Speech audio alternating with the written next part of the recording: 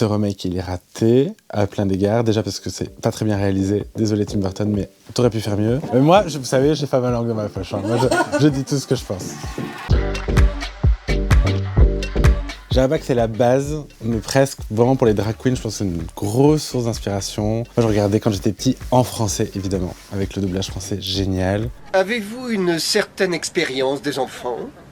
Vous rigolez, j'ai pratiquement élevé les enfants de ma sœur pendant son séjour à l'hôpital psychiatrique. Et je pense qu'elle a vraiment contribué à l'univers drag queen.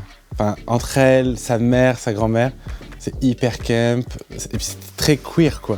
Paloma, c'est vraiment un mélange entre Miss Fine, Emma Peel dans Chapeau melon à botte de cuir, et Andorra dans Ma sorcière bien aimée. Emily in Paris, que dire. Je comprends bien que dans la série, elle a envie de se faire une espèce de Carrie Bradshaw 2.0, avec des fautes de goût assumées. Que faisait Carrie Bradshaw, et Carrie Bradshaw c'était tendance à l'époque. Là je trouve ça juste parodique, et en plus de ça il y a ce truc que comme c'est fait pour être vu sur des téléphones, sur des smartphones, c'est hyper flashy mais dans le mauvais sens. Enfin vraiment c'est vraiment tout pour attirer l'œil sur un petit écran, et je trouve que on a fait de meilleur goût. Il y a tellement de choses à redire sur cette série aujourd'hui avec notre point de vue, vraiment en termes de mode je pense que c'est la série qui a tout changé. Et ce que j'adore c'est qu'elles ont chacune une identité qui n'est pas si cliché que ça, et qui est en lien avec des créateurs. Charlotte, c'est Prada, par exemple. Samantha, c'est Versace, c'est Gucci, c'est les Italiens. Carrie Bradshaw, elle fait un mélange de plein de choses. Ça va de Jimmy Choo à Dolce & Gabbana. Enfin, voilà, il y a plein de choses différentes. En termes de mode, en termes de plein de choses, c'est vraiment une série référence. Pour moi, les tenues iconiques de Sex and the City, c'est Samantha qui les porte. Mais parce que Samantha est le personnage iconique de la série. Mais en fait, Carrie Bradshaw, moi, ce que j'aime moins dans la mode de Carrie, c'est qu'elle a lancé ce truc de porter les logos. Elle avait Dior J'adore, ce genre de truc. Et en fait, pour moi, la haute couture, le luxe, ça doit pas se voir. Et elle le montrait. Ce qui n'était pas forcément le cas des autres. Je vais clasher Wednesday. Alors, moi, je suis un très, très gros fan de la famille Addams, que ce soit la série des années 60 ou les films avec Angelica Houston et Christina Ricci. Et pour moi, ce remake, il est raté à plein d'égards. Déjà parce que c'est pas très bien réalisé. Désolé Tim Burton, mais t'aurais pu faire mieux.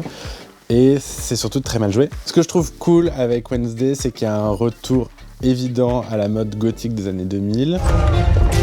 Should we meet your new roommate? Are you feeling okay? You look a little pale. Sauf que ce qui était bien dans les années 90, c'est que c'était une mode marginale. Et là, c'est devenu un truc hyper fashion. Et en fait, Wednesday, c'est censé être une originale, c'est censé être une outsider, c'est censé être un personnage qui n'est pas comme tout le monde. Et en fait, ça la rend hyper banale, je trouve, du coup.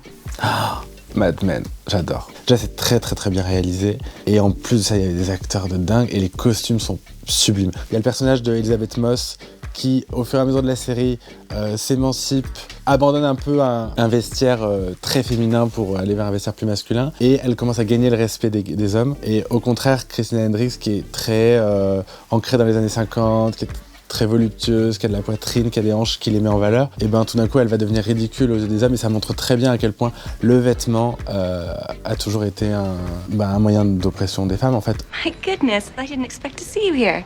For a little while longer. Lovely to see you, Jane. I mean, Mrs. Sterling. C'est pas une série queer du tout, c'est un peu le regret d'ailleurs avec cette série, mais je pense que tous les gens de ma génération et de la génération précédente connaissent Friends par cœur. Alors moi je suis team Phoebe, même si dans la vie je suis Monica, mais Rachel, je pense qu'elle a eu un impact, mais surtout un impact capillaire, je pense.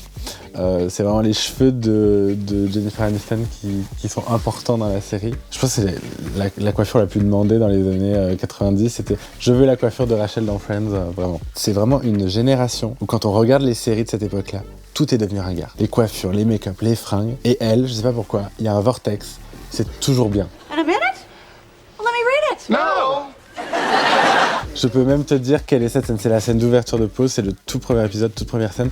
Ils viennent de cambrioler le musée du costume de New York et ils rentrent dans le ball avec les costumes historiques. Et Dominic Jackson, juste impérial dans sa tenue.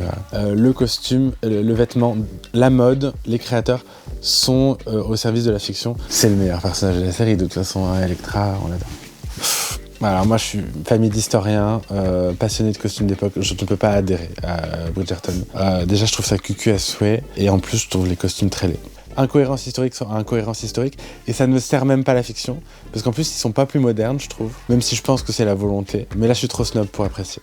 J'aime trop la série anglaise en costume, moi j'adore Downton Abbey, même si c'est les Feux de l'amour en 1920, on va pas se mentir. Les costumes sont tellement beaux, et là je trouve que c'est...